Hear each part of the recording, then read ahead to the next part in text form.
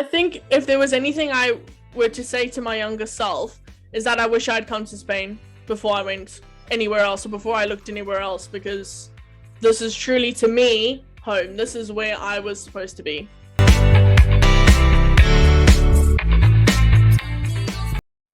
Welcome everyone to Chatz with Charnie. It's so awesome to have you back at the channel. This week we're continuing with our series South Africans Abroad, and we're traveling all the way to Spain. That's right, this week we're going to the beautiful Spain, and we have Jade who's going to be sharing her adventure with us.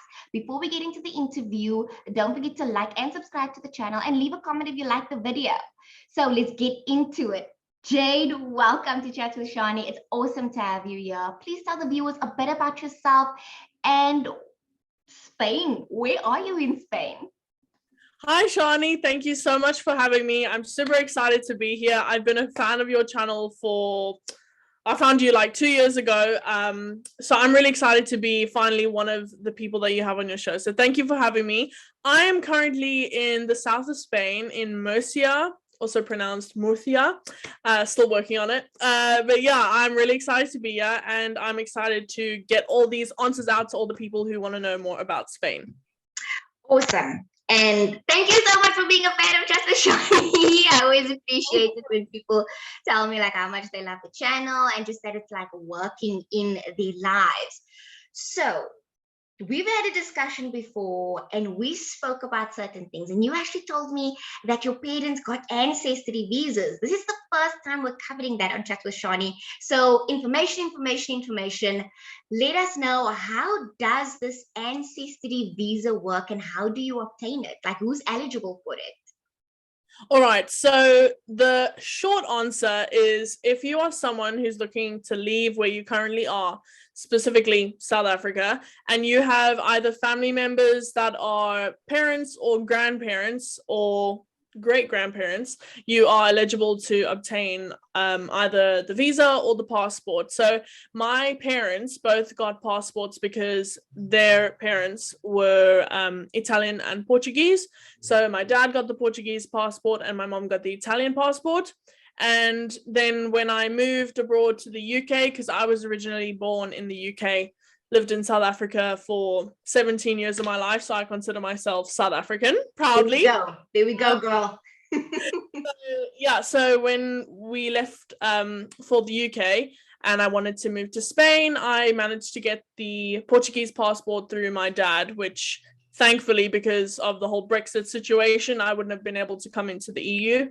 So yes, thankfully to that, it was much easier to get, actually, funny enough, than an Italian passport, because with the Italian passport, there's a lot more paperwork, there's a much longer process in order to obtain that. So yeah, the Portuguese route was a lot easier for me.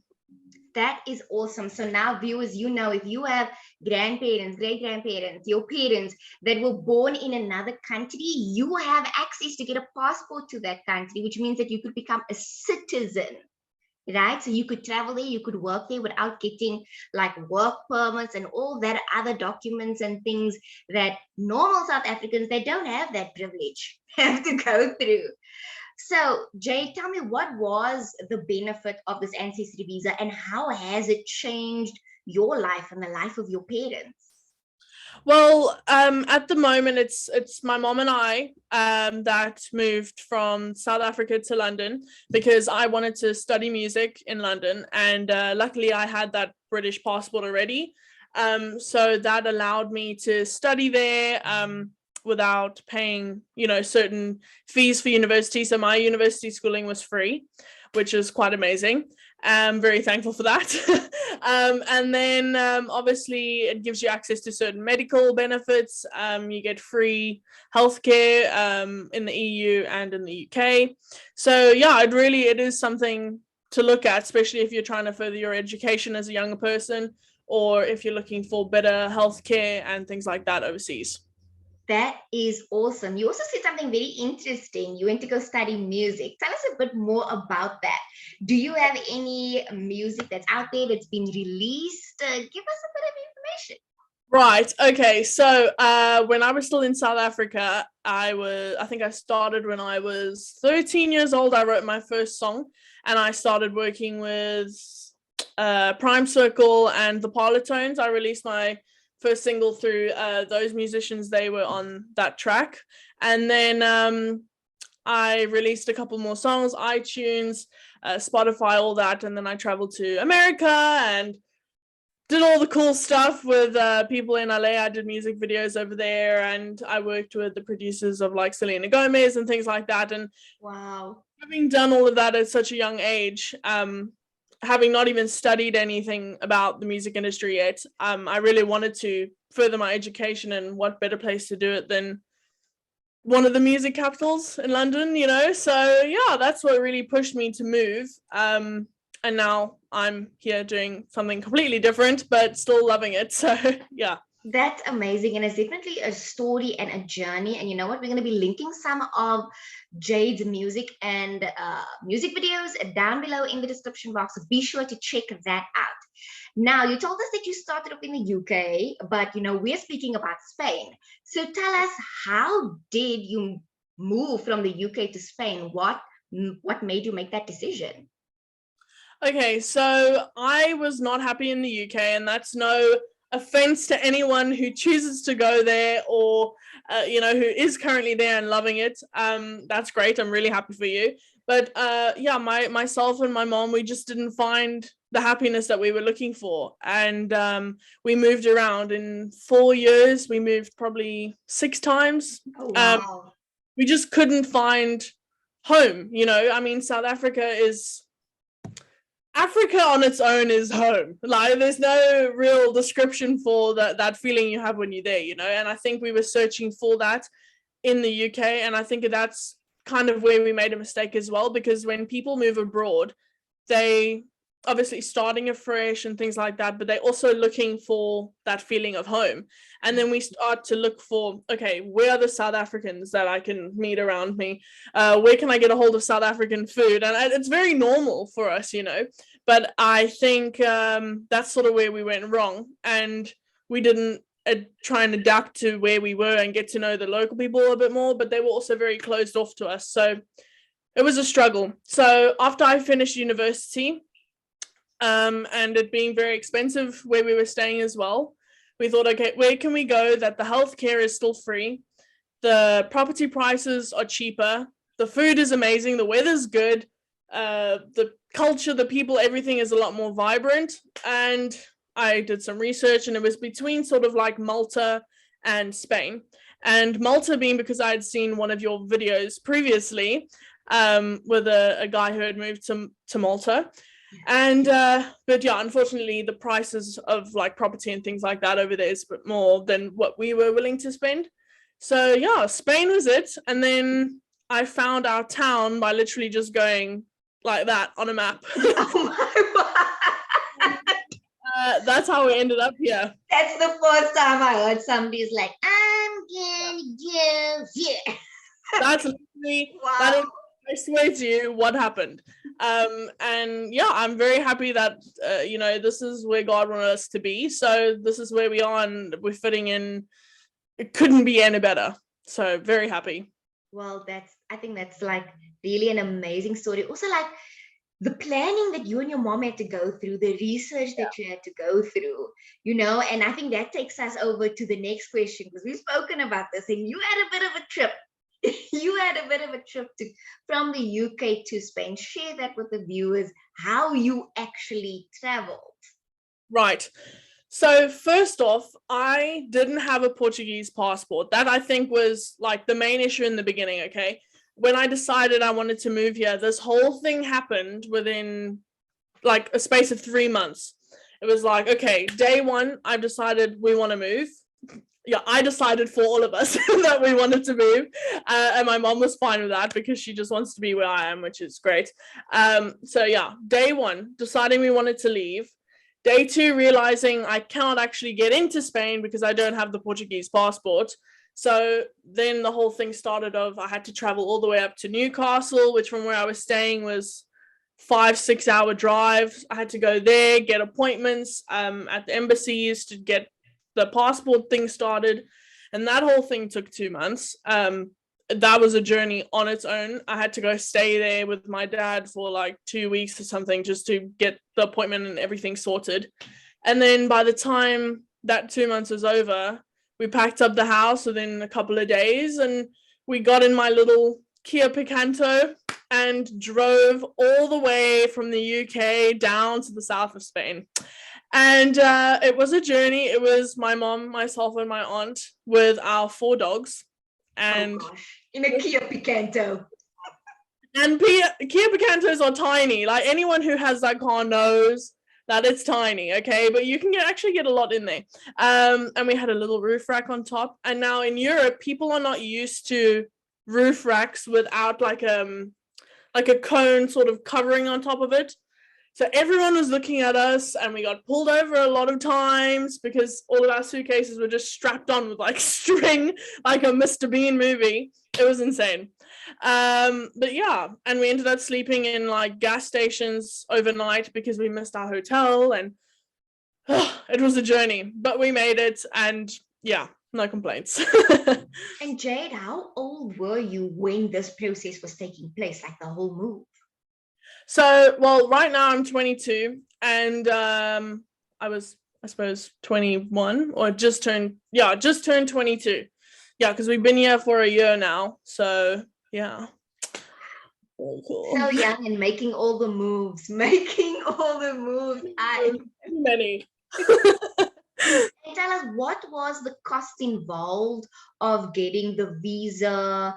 And, obviously it's a time period. Are you working during that time? Are you studying? Did you have to save up any money before you could move over to Spain? Tell us what the financial impact was like.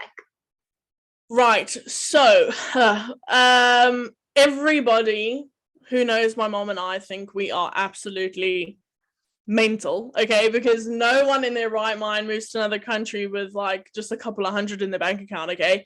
But yeah, we just took what we had, and I'd say we had about 800 in our account, and we just wanted to leave. Like, we didn't even care anymore.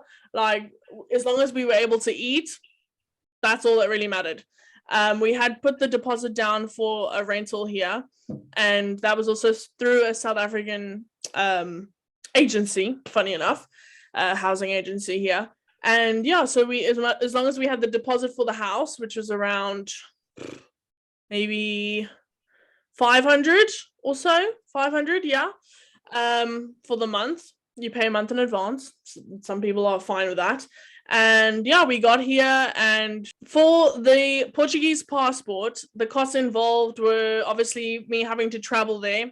That was one cost on its own, which was around 200 or so for a return train ticket from where I was. And then it was about 300 overall to get the passport. So it wasn't really that bad. And they're talking about £300 here, right? Yeah, £300, sorry, for the whole process of getting the Portuguese passport. And it was quite amazing. They were very accommodating. I just went there on a whim because I couldn't get through to anybody on the phone or email. And I was like, I need this passport now because I want to leave. So I drove all the way up there with no appointment. And I just went in there and I said, please help me. And they did. They're usually really strict about it, but I got lucky, and yeah, that's just how it was meant to be. But yeah, about 300 for the passport altogether with everything. Wow. And trust me, I know what it's like moving to another country with only a couple of hundred. When I left Ireland, I only had 600 euros in my bank account, and I came to America. And it's nerve-wracking knowing that you don't have a lot of funds like to your name, and you're moving countries. There's food, there's transport, and I mean, over here with us there's tipping culture, which is crazy on its own. So you feel the pinch. There's a bit of anxiety sometimes. Well done to you and your mom for making that move for the betterment of your lives, so that you could have a better life together. And it's awesome that your mom wants to be wherever you are. I think it's amazing that you have such a supportive mom. I have supportive parents as well, and it's meant the world to me every time that I had to move countries. Yeah. So, tell us, you say that you had to leave the UK, and you know, if not everyone fits into the country that they initially choose to go to. It is absolutely normal to want to move to a different country. I've done the same. I know other people that have done the same thing as well. So what was the main difference between living in London and now living where you are in Spain, the major cultural differences, and does Spain finally feel like home? Okay. So this for me is like the most simple question ever.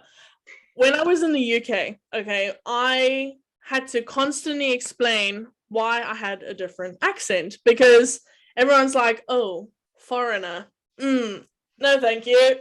But then I had to be like, "Oh no, I'm actually from this country. I was actually born here." And then they were like, "Oh, okay, cool. Like, what's your name? Where?" You know, then they're interested in getting to know me.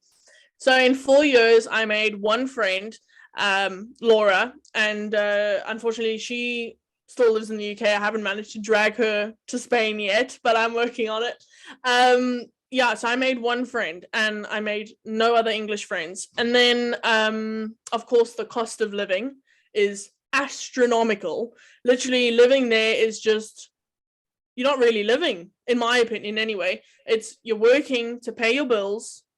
You go to sleep, eat, go back to work, pay your bills. That was it. That was our life. Okay.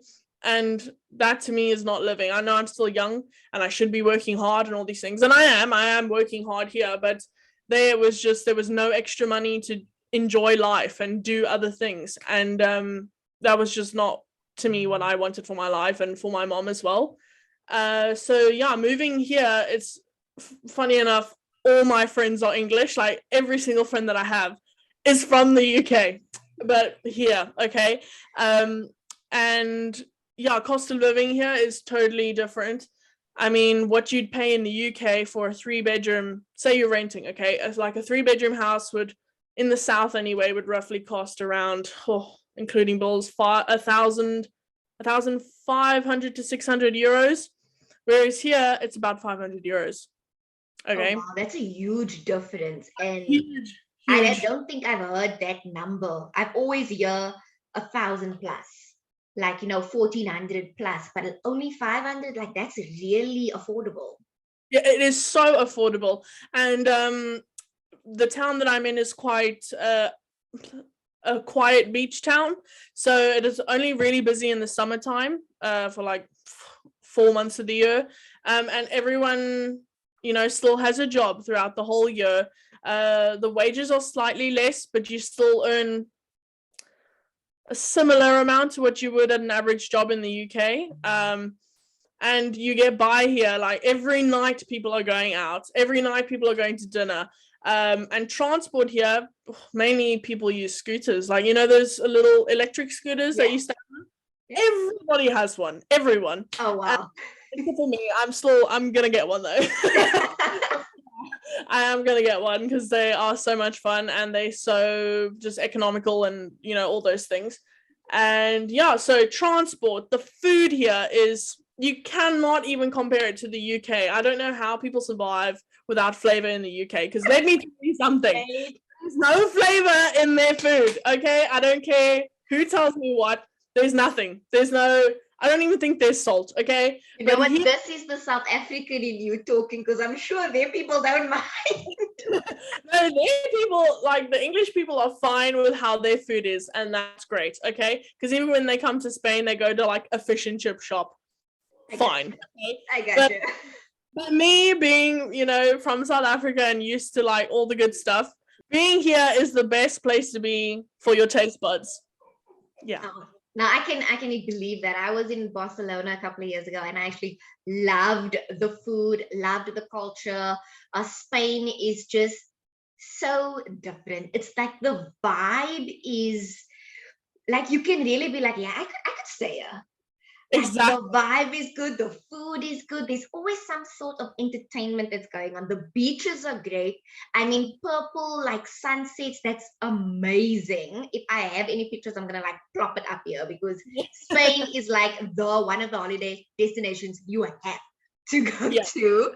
So we've spoken about transport, that it's usually like scooters and electronic scooters. How much do those roughly go for? And are there like bus services and trains as well?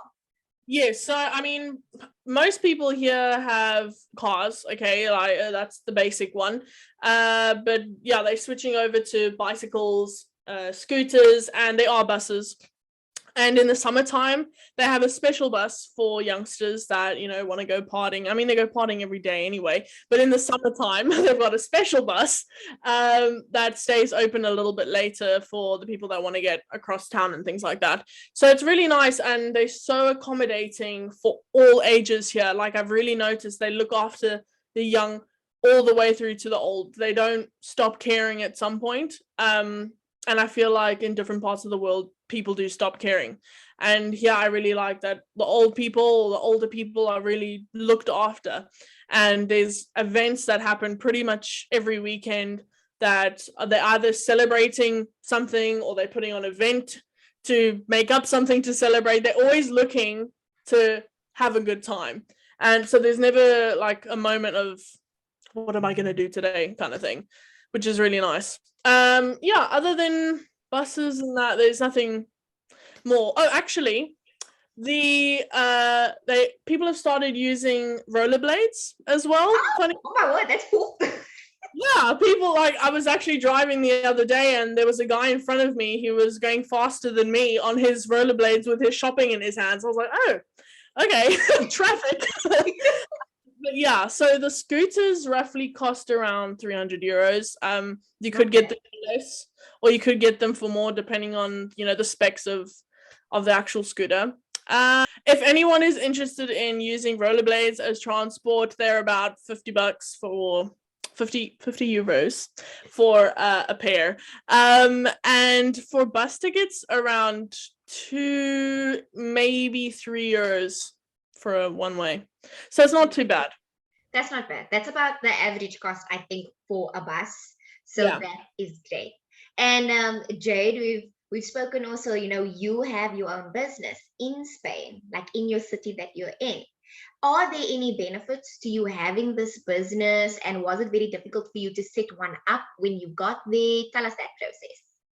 Right. So even though I have the passport and I have, I'm eligible for social security and all that type of thing, when you arrive in Spain, the first thing that has to be done is for you to get an NIE number, which is like your national insurance number. And literally without that number, you cannot do a single thing. You literally cannot buy a SIM card and you cannot book a doctor's appointment. Like everything in that range, you cannot do without your national insurance number. You can't even collect your post from the post office without your national insurance. Oh my goodness. Yeah. So that was the first thing that we did. And then the next thing was setting myself up as autonomo, which is self-employed. Because I'm not hired by another company and I'm doing my own thing and I'm making my own money from home. So you set yourself up as self-employed and then you pay a certain fee for 2 years. I'm paying at the moment like 69 euros a month, which sounds like a lot, but if you're working for a company, you're paying around 300, or the company is taking 300 a month to pay the government, which comes off your wages, partly comes off your wages anyway. So by doing the self-employment route, you're still getting access when you're older to get pension and all those sort of things. So it's all benefits you, and you still get access also through that to get free medical and all that type of thing. But also since moving here, I've set up, for my mom and I, we have private medical insurance. So we can go to whichever hospital and, all those things, and we're covered. Because sometimes, like anywhere in the world, with free social health care, sometimes you can wait a little bit longer. And that's right. That's not specifically in Spain, that's literally anywhere. So yeah, the private medical route is a lot faster and things like that. It only costs, I think, 70 euro. Yeah, 70 euros a month for 3 people. So my mom, myself, and my aunt are on that. So it's not that bad, really. And with having expenses that are only 500 for rent. That's for a 3-bedroom.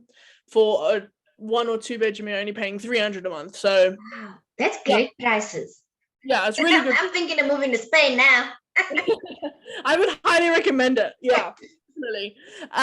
But yeah, so being self-employed just helps with having access to all of those things, and yeah, you're paying towards your pension as well. There is a thing here in Spain as well that once a year, after you've paid a year of taxes, you can claim some of that back. So it acts as like a sort of savings for yourself as well. So once a year, you're like, oh, I've got this little chunk of money coming my way. So if you're paying your taxes, don't be upset about it because you're going to get some of it back.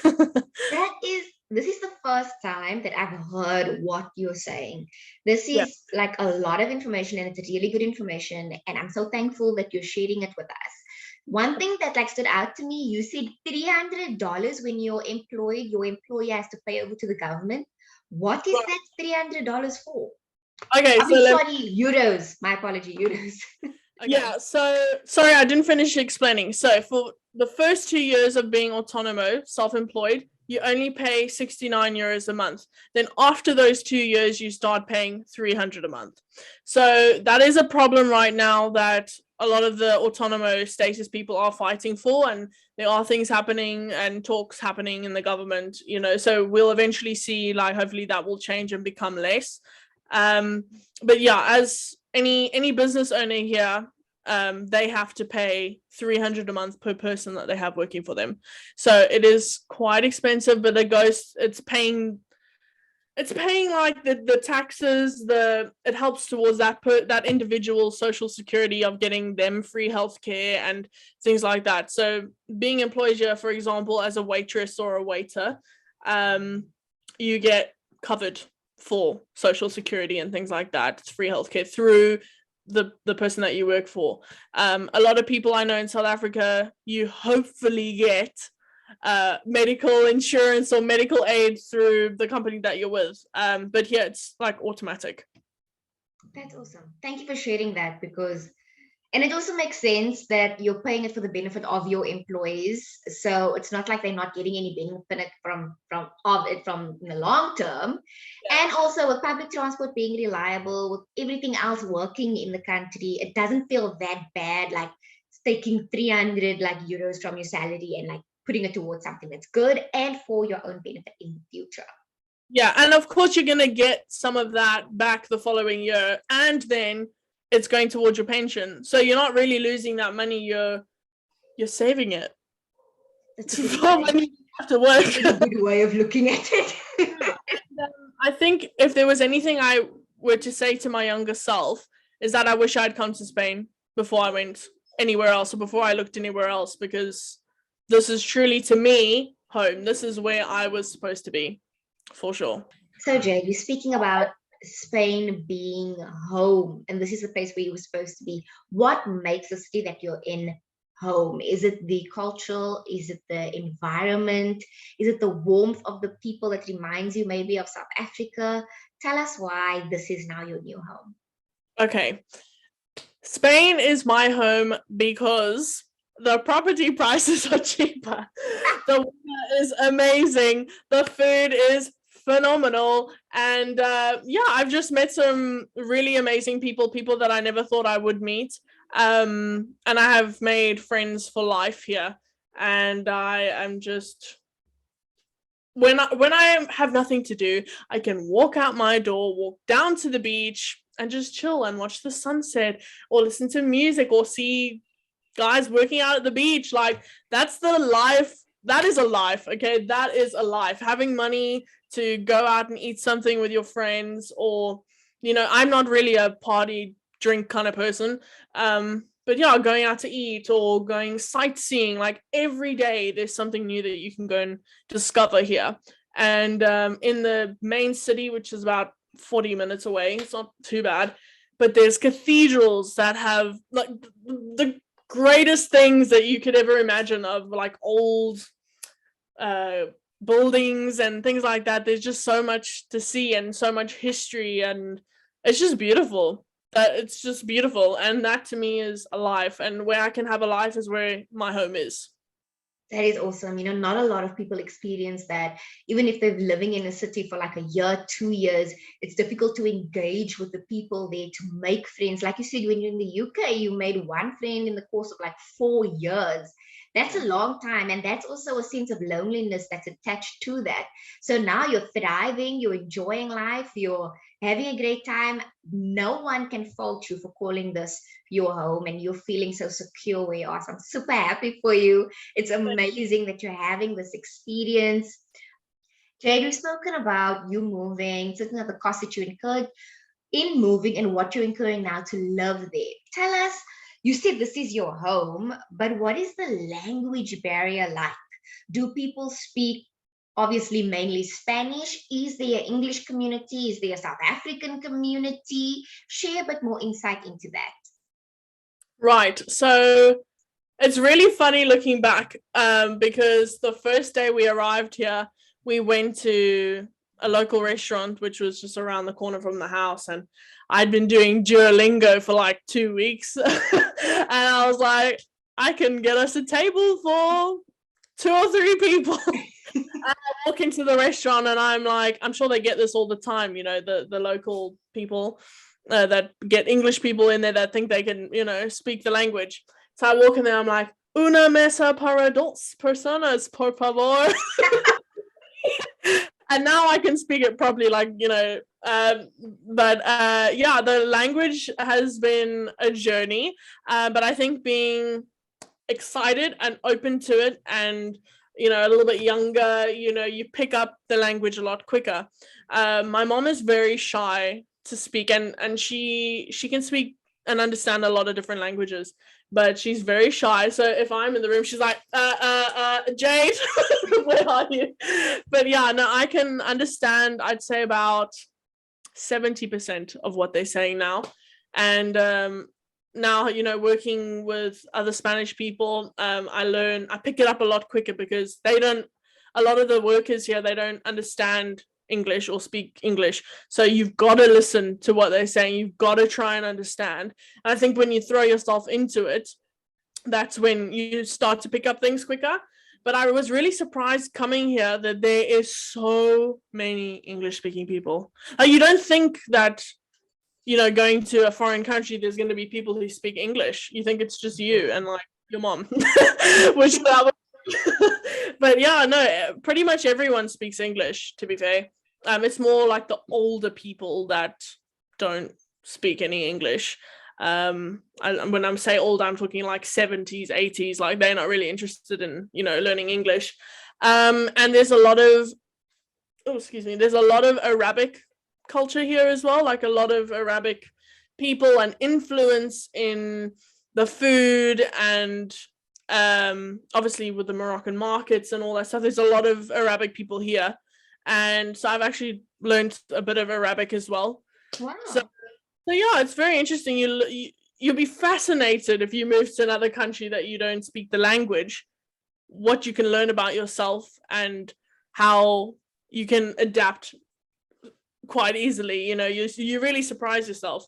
But yeah, that's, in terms of the language, it's been a challenge, but it's brilliant. I wouldn't change it for anything, and hopefully in another year I'll be fluent. So yeah. That's awesome. And it's great that you're actually putting yourself in there, immersing yourself into the culture and the language, because it just also shows your level of respect for the place that you've moved to. Of course. And then also tell us, like, South African community, are there many South Africans there? What's our influence like? But we need a cup of tea for this. Okay, so you know, here anyway, where I am, there's like a local South African, and I know you guys are probably going to be watching this anyway, but I'm going to spill the beans. So there's like a WhatsApp group that most of the South Africans in my region and like the surrounding regions are in, and you know, they get together every so often, and there's a lot of, like, I don't know why, but there's like a lot of drama. There's like, oh, this one's talking about that one, and it's like, I'm not really, so I sort of stay away from that, because that's not, I'm not really interested in that.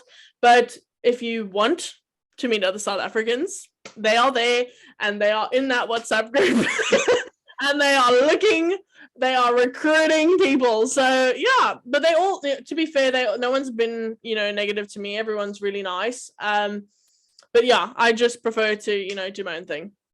Oh, cool. And well, you also prefer to meet new people, to engage with new people, and like meet friends from like all over, Exactly. all over the world. That's why one of the reasons why you moved too. Exactly. I mean, I'm happy to bump into South African people, and when you do, it's the funniest thing. Like when you bump into a South African, or if you hear the accent from around the corner, you're like, oh my gosh, it's a South African.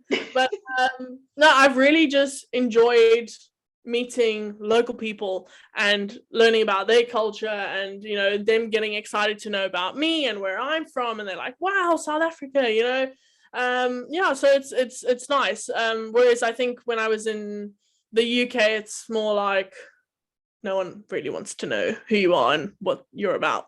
But yeah, each to their own. Everyone can have their own experience, but yeah, that is my story for today. Awesome. Thank you for sharing, Jade. Jade, we've spoken about transport. We've spoken about you moving over. We've spoken about you having a business there and the pros to that. What are the food costs like?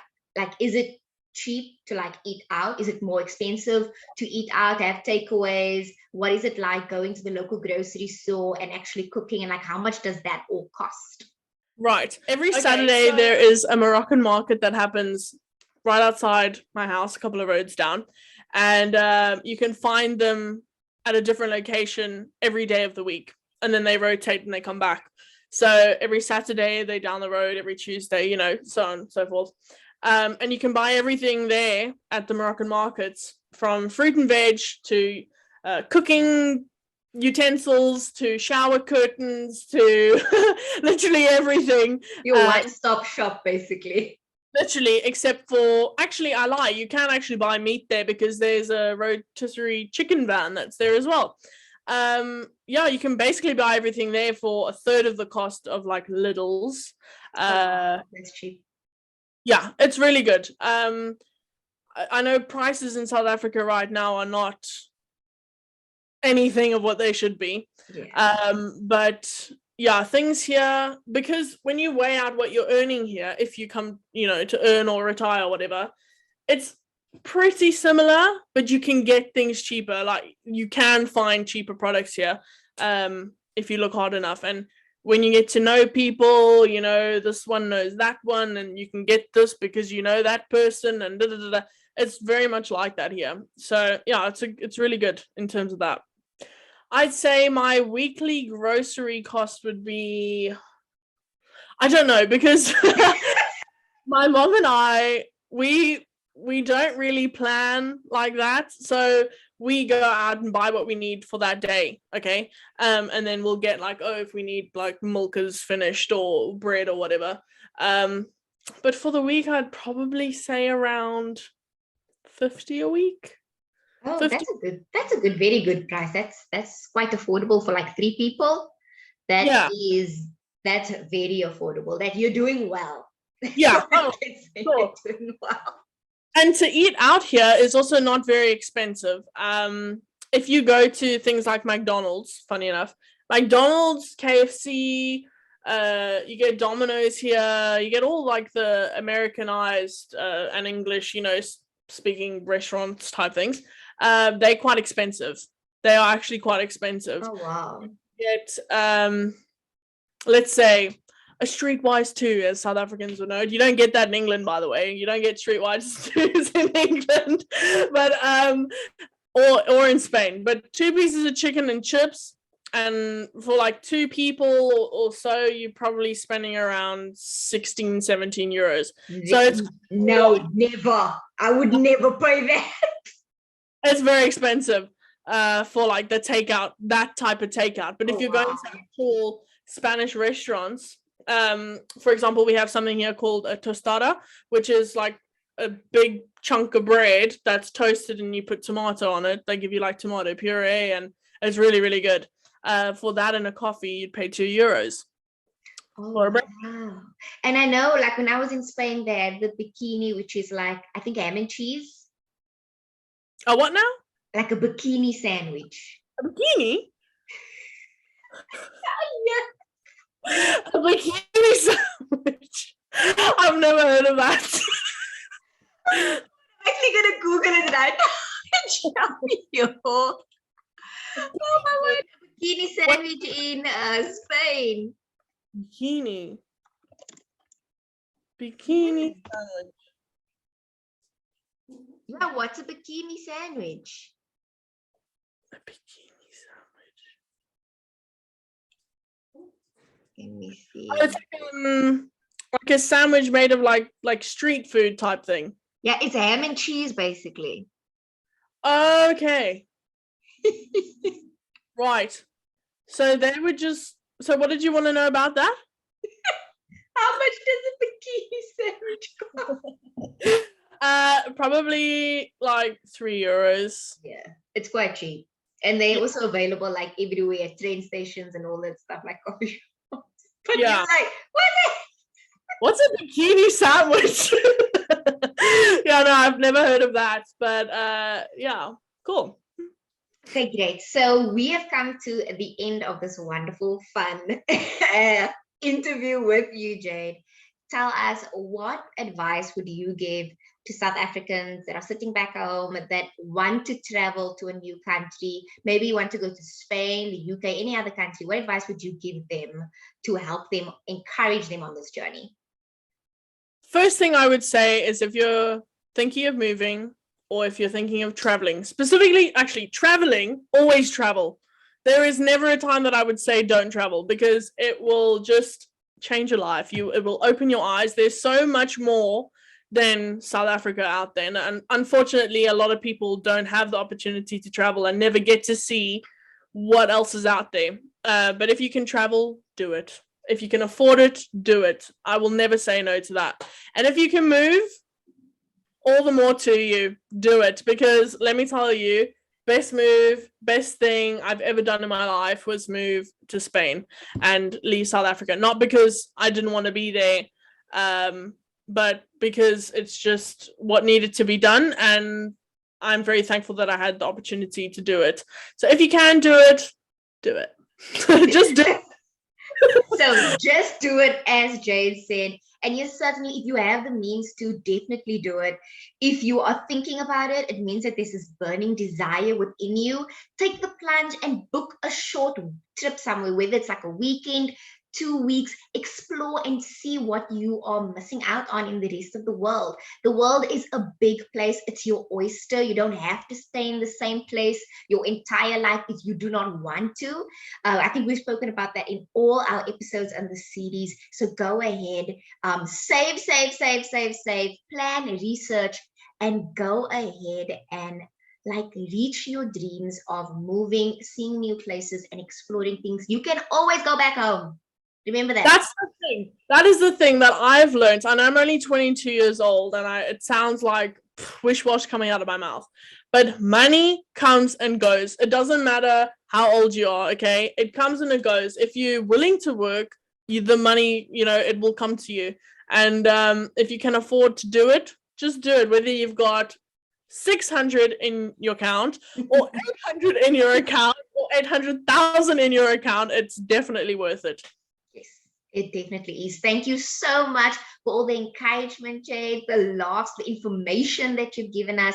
It's been so great having you on Chatz with Charnie. We wish you all the best with your business, all the extra things that you're doing to make a success out of your life for yourself, your mom, and your aunt out there in Spain with your 4 little doggies as well. And, may God bless you on this journey, and may you just keep on excelling and loving the life that you deserve in Spain.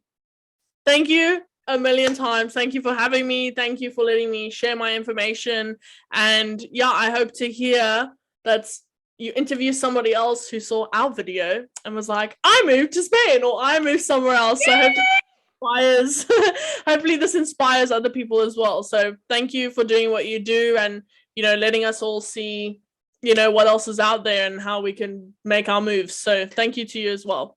Oh, thanks so much, Jay. That means a lot to me. And then to all the viewers, thank you for coming back to chat with Charnie week after week and for enjoying this video and staying right till the end. Have a super awesome day. Bye.